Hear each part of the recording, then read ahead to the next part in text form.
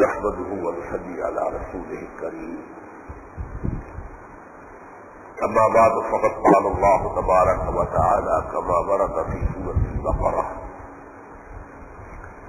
أعوذ بالله من الشيطان الرجيم. بسم الله الرحمن الرحيم.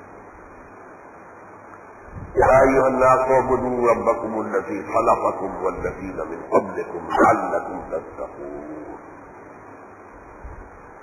وقال عز وجل كما ورد في نفس السورة: أفتؤمنون ببعض الكتاب وتكفرون ببعض فما جزاء من يفعل ذلك منكم إلا خزي في الحياة الدنيا ويوم القيامة يردون إلى أشد العذاب وما الله بغافل عما تعملون. وقال عز وجل كما ورد في سورة العاديات: وما خلقت الجن والإنس إلا ليعبدون. صدق الله العظيم. وعن الحارث الأشعري رضي الله تعالى عنه قال: قال رسول الله صلى الله عليه وسلم: إني أعذركم بخمس الله أمرني بهن: بالجماعة والسمع والطاعة والهجرة والجهاد في سبيل الله. رواه الإمام أحمد والإمام الترمذي رحمهما الله. رب اشرح لي صدري ويسر لي أمري واحلل عقدة من لساني يفقهوا قولي. اللهم ربنا ألهمنا رشدنا وأعذنا من شرور أنفسنا. اللهم أرنا الحق حقا وارزقنا اتباعه وأرنا الباطل باطلا وارزقنا اجتنابه. اللهم وفقنا لما تحب وترضى. اللهم اجعلنا من عبادك المخلصين. آمين يا رب العالمين. اس سال کے دن جمعوں میں میری یہاں حاضری ہوئی، اس میں عام طور پر گفتگو جو ہے وہ بلند تر سطح کی جو کیفیات ہیں، حالات ہیں، واقعات ہیں، ان سے متعلق ہے. پورے عالم انسانیت کی اس وقت کیا کیفیت ہے، کیا حال ہے، اس طرح کفر اور الحاد اور شرک کے شکنجے میں ڈھکا، سب سے اوپر سیکولرزم کا لحاظ ہے، اس کے نیچے جوئے اور سود پر مبنی نظام ہے، سرمایہ داروں کا نظام، اس کے نیچے بے شرمی، بے حیائی، بے پردگی، یعنی مخلوط معاشرت، قسمت و عزت کے تصورات کا تقریباً ختم ہو جانا، عورت اور مرد کی کامل مساوات کے نتیجے میں خاندان کا برباد ہو جاتا. ان میں سے جو اوپر کے دو غلاف یا لحاظ والی گنوائے ہیں وہ تو پوری دنیا کے ہیں، ہم پر بھی ہیں. البتہ ابھی ذرا مسلمانوں میں یہ تیسرا جو غلاف ہے ابھی پوری طریقے سے نہیں آیا ہے، لیکن اس کے لیے بڑی زبردست ڈٹرمنڈ گرینڈ کوششیں ہو رہی ہیں کہ مسلمانوں کے تہذیبی تصورات کو بھی ہم اپنے رنگ میں کریں. کائرو کانفرنس ہوئی تھی، بیجنگ کانفرنس ہوئی تھی، بیجنگ پرسکرائب کانفرنس ہوئی تھی. اب این جی اوز کو جو بھی پروگرام دیا گیا ہے، اب ہماری نصابی کتابوں میں جو چیزیں داخل کی جا رہی ہیں، جو چیزیں نکالی جا رہی ہیں، وزارت تعلیم پر جو عورت بیٹھی ہوئی ہے وہ آسمان امریکہ سے تبکی ہوئی ہے، اس نے صاف بھی کہہ دیا ہے کہ مجھے اپنی جگہ سے کوئی نہیں ہٹا سکتا، میری تقرری کہیں اور ہوئی ہے. آج کل جو ہے اس قدر جڑتے ہیں لوگوں کے کر بات کر رہے تھے کہ بہت ہو گئی، یہ قوم سوئی ہوئی ہے، یہ کچھ نہیں کہہ رہے. تو ایک بڑی کنسرٹیو ایفرٹ ہو رہی ہے کہ وہ تیسرا لحاظ بھی ہم پر پوری طریقے سے اڑا دیں. بہرحال میں نے اس سطح پر بھی بات کی کہ امت مسلمہ کے خاص حالات کیا ہیں، کیا ماضی، کیا مستقبل. اس پر بات کی پاکستان کے حالات کیا ہیں، اس کا مستقبل کیا ہے، اس کو فوری طور پر اس کے وجود تک جو خطرات و خدشات لاحق ہیں وہ کیا ہے، نجات کا راستہ کوئی ہے تو کون سا ہے. یہ گویا کہ میں نے اوپر سے بات شروع کی 3 درجوں میں، عالمی سطح، امت مسلمہ کی سطح، پھر پاکستان کی۔ آج میں اس کے بالکل برعکس بات زمین سے شروع کر رہا ہوں۔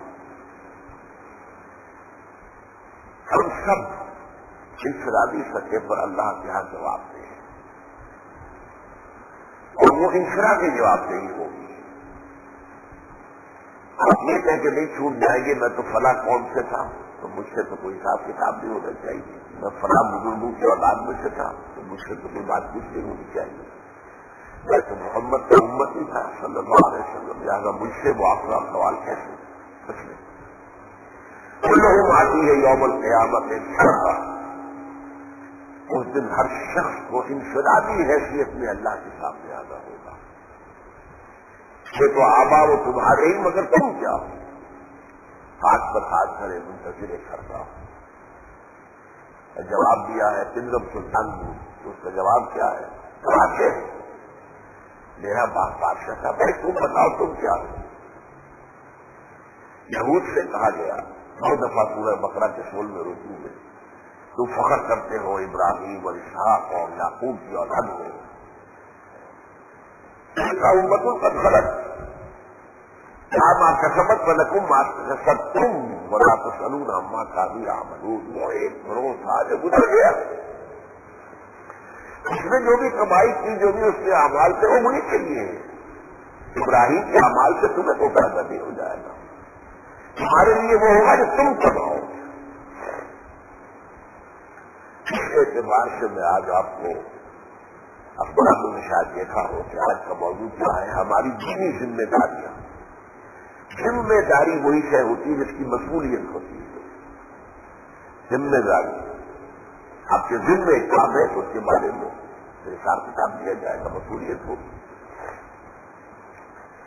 ایسے تو ہمارے جو دینی فرائض ہے ان کی اگر فہرست بنائی جائے تو بہت طویل ہو جائے گی کہ ایک لفظ میں بھی اس کو سمویا جا سکتا ہے۔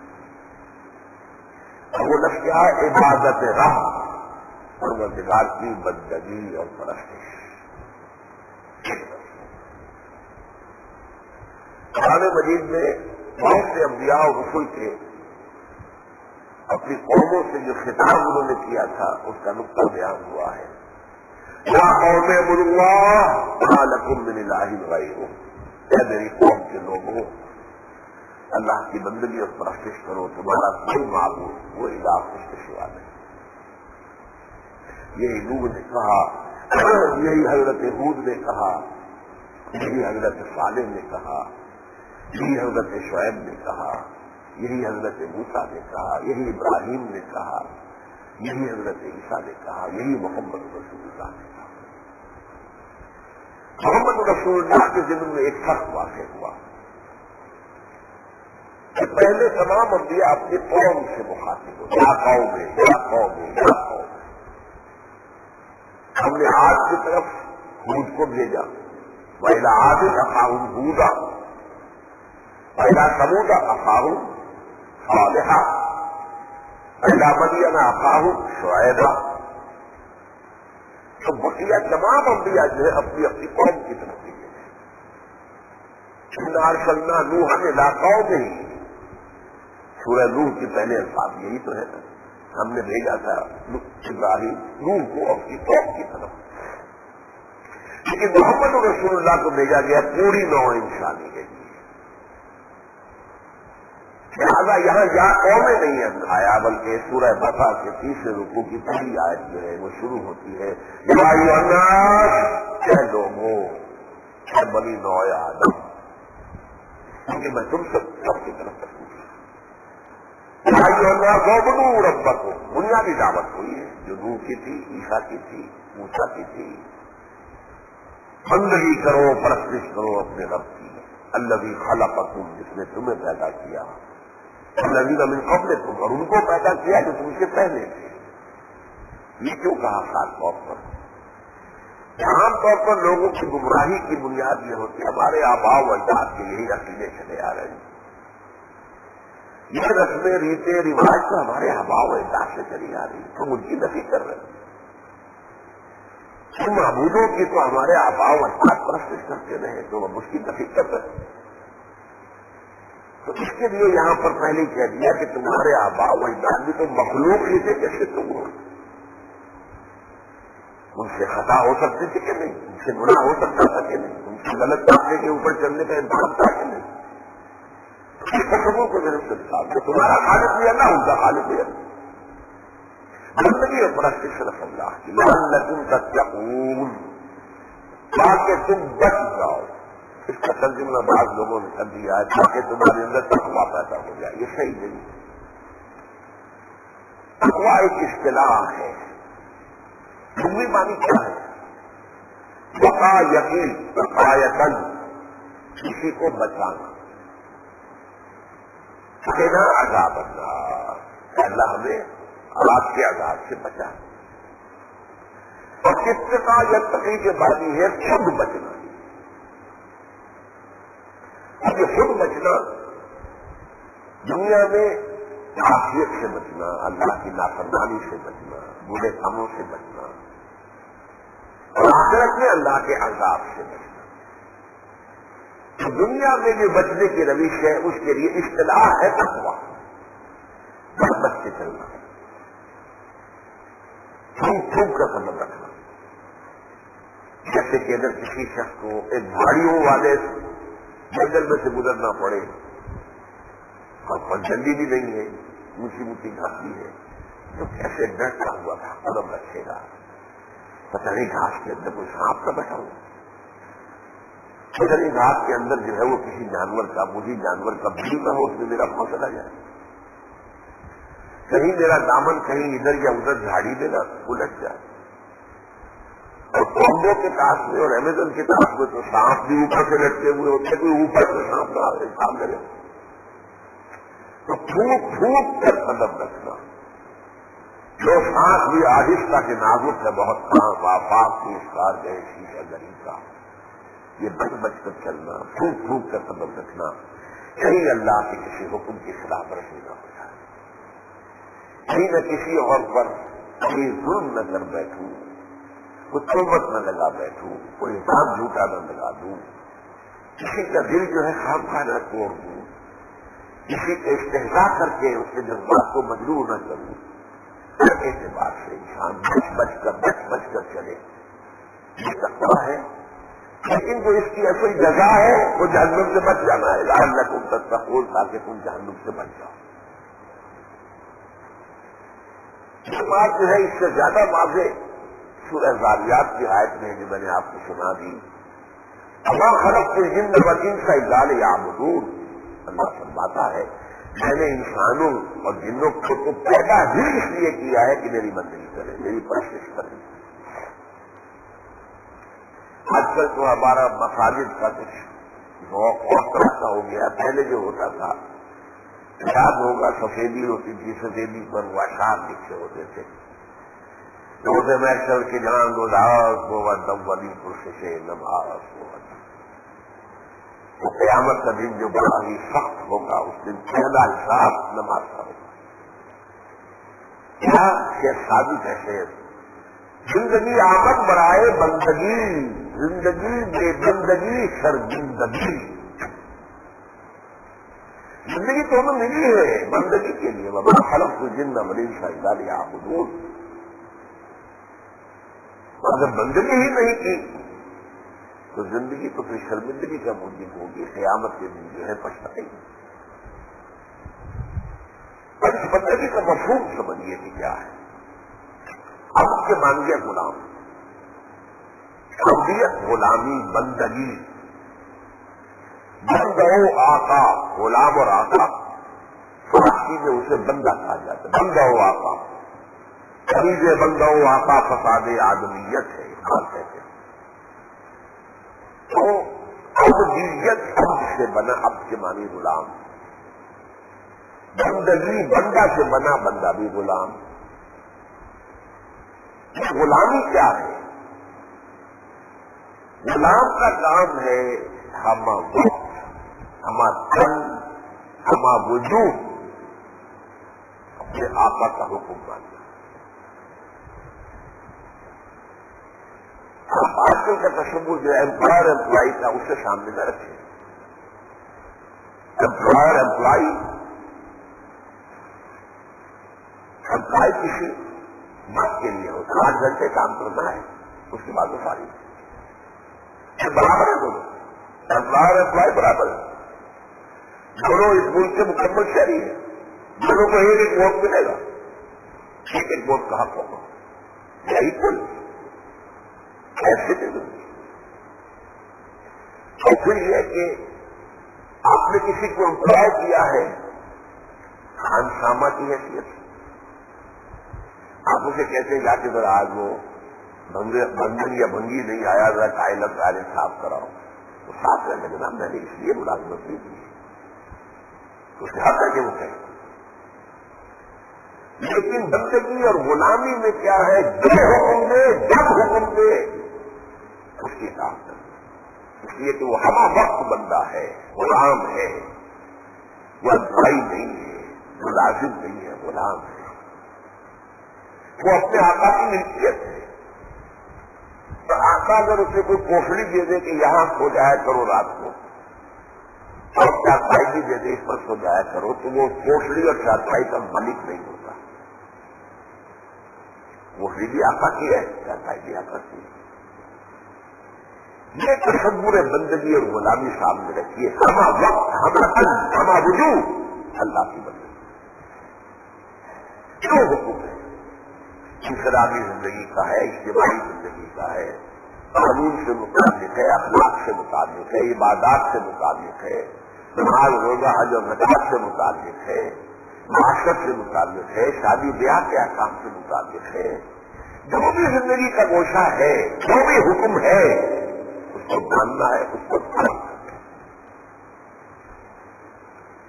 بس اس میں ایک چیز کا اضافہ کرنا,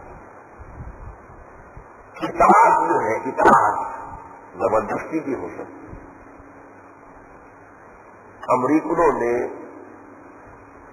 افریقہ سے حبشیوں کو پکڑ پکڑ کر اور زنجیروں میں جکڑ کر اور وہ لے گئے تھے امریکہ. جہازوں کا جو سامان رکھنے کا وہ ہولڈ میں ہوتے تھے, ان کے اندر ان کو زنجیروں سے باندھ کر لے کر گئے تھے, انہوں نے غلام بنا لیا. وہ غلامی مجبوری کی غلامی, اللہ کی بندگی مجبوری کی غلامی نہیں ہے, آپ کی اختیار کردہ ہے. آپ نے اللہ کو اپنا رب مانا ہے, رضیت باللہ ربا وبمحمد رسولا وبالاسلام دینا. میں نے قبول کیا اللہ کو کہ وہ میرا رب ہے, اور محمد کو تو ہمارے رسول ہے, اور اسلام کو تو وہ ہمارا دین ہے. یہ آپ کی اختیاری ہے, یہ غلامی اختیاری ہے. اور اس کے اندر ایک محبت کی تاشکی ہونی چاہیے. وہ میرا خالق ہے, میرا مالک ہے, میرا رازق ہے, میرا پروردگار ہے, میرا پالنہار ہے, میرا مشکل کشا ہے. یہ سارے احسانات ہیں کہ نہیں تو نعمت اللہ لا تحصوها. اگر چاہو کہ اللہ کی نعمتوں کو گن لو تو کبھی بھی یہ حاصل نہیں کر سکتے. وہ سب سے پہلے پتہ ہی نہیں تھا وٹامن کس بلا کو کہتے ہیں. وٹامن سی جو ہے اللہ نے رکھا ہوا تھا ہری مرچ کے اندر.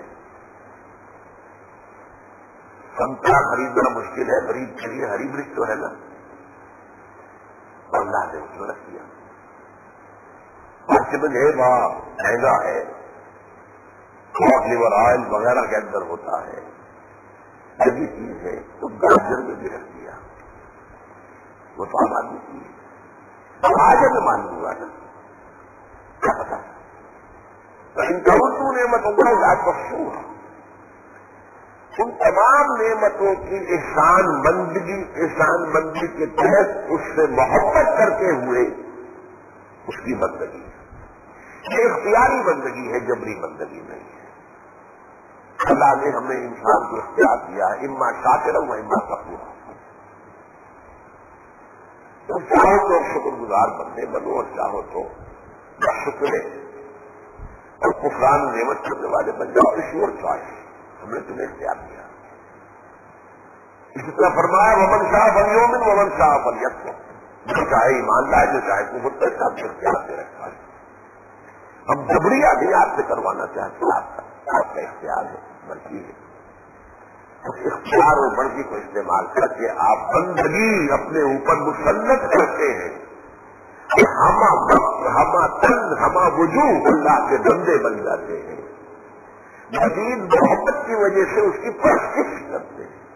یہ پرستش کرتے ہیں، یہ محبت کی بنیاد پر پرستار ہے بلا کے تو پرستش وطن پرست وطن سے محبت کرتے ہیں. اسی لیے میں دو لفظ بول رہا ہوں، بندگی اور پرستش. فارسی میں عربی میں کہیں گے اطاعت اور محبت، یہ دونوں چیزیں جمع ہونی چاہیے اللہ کے ساتھ. اب تیسرا نقطہ سمجھیے،